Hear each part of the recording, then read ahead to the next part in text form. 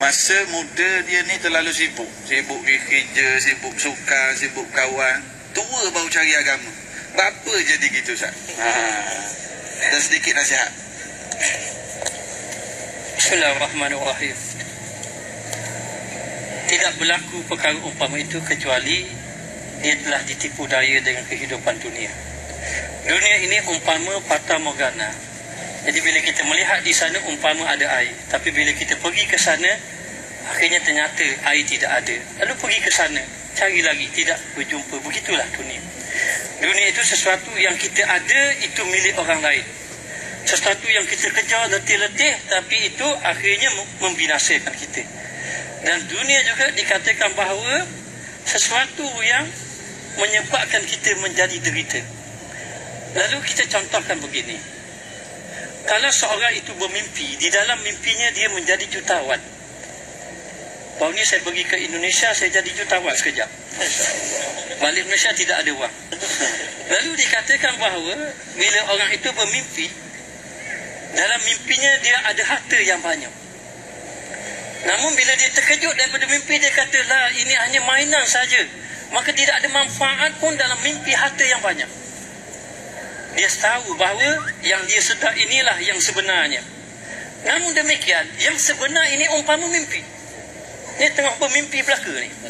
Jadi dikatakan bahawa nanti bila dia terkejut nanti, bila dia dekat negeri akhirat, baru dia tahu bahawa itulah kehidupan yang sebenar. Harta benda yang dia tidak, yang ada selama itu semuanya tipu daya. Maka yang berlaku itu adalah kerana tipu daya yang ada kena pada hatinya. Maka menyebabkan dunia itu menggelapkan dia. Maka kegelapan yang disebut 3 kegelapan. Kegelapan hari yang gelap adalah kegelapan dunia. Dia rasa dapat banyak, dia cari. Padahal dia itu tidak menyenangkan hatinya. Tidak ada ketenangan pun dalam hati. Yang kedua, gelap di dalam hatinya. Hatinya gelap. Tidak ada yang dia fikir tentang ibadat, tentang akhirat. Tidak ada yang fikir. Dia fikir hanya ingin memuaskan hawa nafsu.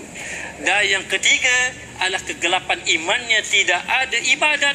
Orang yang gelap dalam dunia, gelap dalam hati, gelap di dalam kematiannya. Waliyazubillah min zalik.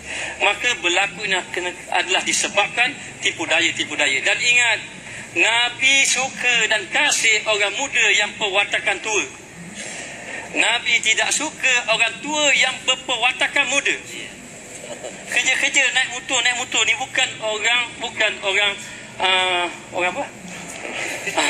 Bukan kerja orang tua ni maknanya. Tapi pernah satu ketika saya balik ceramah makan, orang tu kata, bahaya budak-budak ni tak ada fikir ke ibadat ke. Yang kata tu jemaah saya umur 60 lebih. Bila buka topi terkejut dia, tua pada saya. Yang rupanya lebih pada tu. Maka kita orang muda pergi ke masjid tak apa. Nabi kasih orang muda yang perwatakan seumpama orang tua yang pergi ke masjid.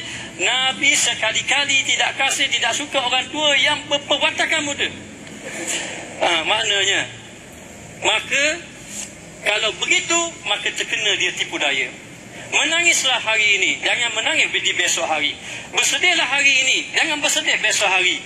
Hari masih ada, taubat masih ada. Allah Ta'ala mengatakan bahawa kalau kamu datang kepada aku dengan membawa dosa yang banyak, umpama langit dan bumi, aku datang kepada kamu dengan membawa keampunan dan rahmat lebih mengatasi langit dan bumi. Kalau engkau itu datang kepada aku dalam keadaan menangis merayu, aku sangat bergembira Allah Ta'ala melihat kepada hamba-Ku yang ingin kembali kepada Allah Subhanahu Wa Ta'ala. Kita yang ada lagi nyawa di kandung badan, yang ada lagi masa, yang tidak lagi menangis, menangislah hari ini.